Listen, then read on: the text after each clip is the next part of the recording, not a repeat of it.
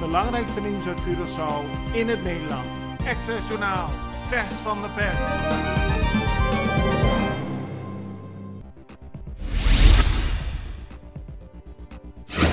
Het Openbaar Ministerie op Curaçao onderzoekt een incident waarbij eind vorige week een nog onbekende persoon pornografische afbeeldingen heeft getoond tijdens een Zoomles van een docent met een groep leerlingen. Er circuleert een video op sociale media waarin is te zien dat de leerlingen les krijgen als er opeens wordt ingebroken in de Zoomles. Daarbij worden er pornografische afbeeldingen getoond en worden verschillende namen van leerlingen genoemd. Dat gebeurt door iemand met een bedekt gezicht. Er worden verschillende grove opmerkingen gemaakt en het Openbaar Ministerie wil dat onderzocht wordt wie er achter die actie zit. Men gaat ervan uit dat het een medeleerling of een andere bekende van de klas is geweest. De docent zelf was met stomheid geslagen over de actie en sloot direct na het incident de Zoom-meeting.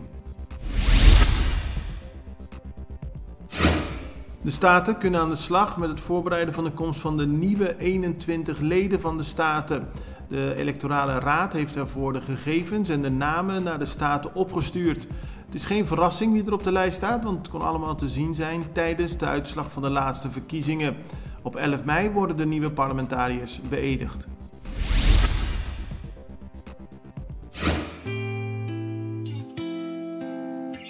Agua y corriente é essencial para nos vida diário.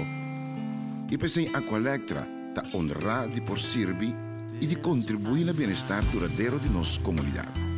Nós que chamamos Danki para cumprir carga sempre conosco. E que outra maneira para mostrar nossa gratitude, oferecendo uma compensação.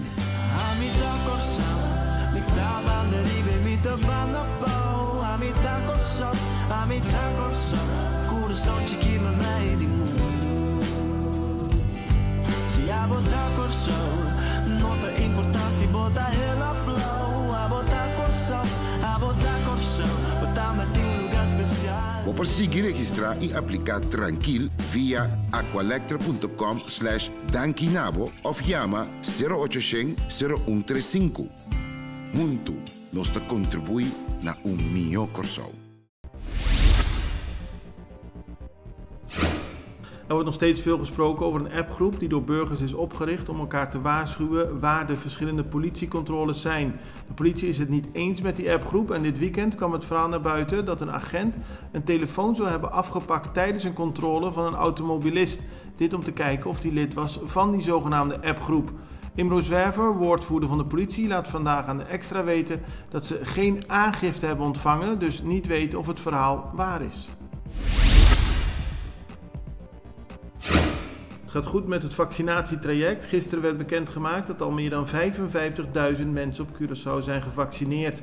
Daarvan hebben zo'n 14.000 ook al een tweede prik gehad. Wat betreft de cijfers van de geregistreerde coronagevallen. Afgelopen zondag werden er 46 nieuwe gevallen geregistreerd, maar tegelijkertijd zijn 266 mensen hersteld verklaard.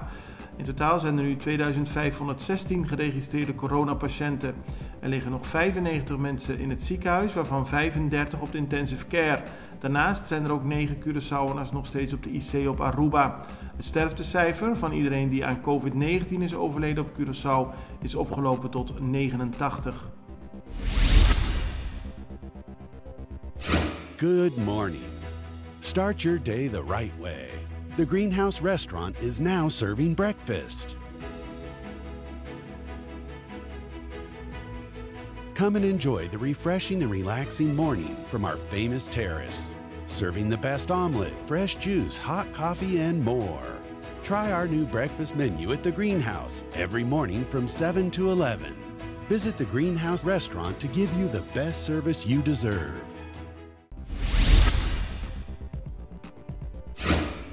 En dat er veel belangstelling is om te vaccineren bleek wel afgelopen zaterdag. Toen konden voor het eerst mensen zonder afspraak naar een van de prikcentra toe. Het ging om de prikcentra SDK en WTC. Gevolg was dat er heel veel mensen in de rij moesten wachten voordat ze daadwerkelijk een prik konden krijgen. Rond het middaguur waren de meeste rijen wel weer opgelost. Vanaf morgen is het doen van een antigeentest verplicht gesteld voor nieuwe reizigers. Die moeten ook bij aankomst een negatieve uitslag van een PCR-test laten zien. De antigeentest moet binnen 72 uur na aankomst op het eiland plaatsvinden.